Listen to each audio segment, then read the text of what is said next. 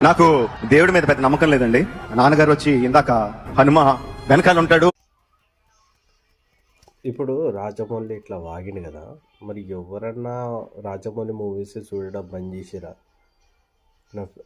వాడిని ఏమన్నా మాట్లాడగలిగిరా? వాని గురించి మాట్లాడడానికి వానికి హక్కు లేదు, ఒకరికి గుద్దపు ధైర్యం లేదు. అతను ఒక్కడు మాట్లాడిండు. మళ్ళీ వాని సినిమాలు ఎందుకు చూస్తారు అబ్బాయి? ఇలా కోట్లు కోట్లు పెట్టి, వేల కోట్లు పెట్టి సినిమాలు చూస్తారు. అసొంటి వాళ్ళకు, దేవుళ్ళ మీద నమ్మకం లేని వాళ్ళకు, దేవుని ఇష్టం వచ్చినట్టు మాట్లాడిన వాళ్ళకు, ఇప్పుడు సీతమ్మని వాడు అన్వేష్ వాడు తిడితేనే అంతగానము అది చేసారు, వాని జీవితం నాశనం చేస్తున్నారు కదా. ఇప్పుడు రాజమౌళి కూడా ఆ విధంగా మాట్లాడి, మరి వాని సినిమాలు ఎందుకు చూస్తారు మీరు? చూసిరంటే మీరు హిందువులే కాదు అసలు. హిందూ పుడుతూ ఉంటే హిందువుల గురించి సినిమాలు ఆ విధంగా మాట్లాడినప్పుడు వాని సినిమాలు కూడా చూడొద్దు. రాజమౌళి సినిమా చూసినప్పుడు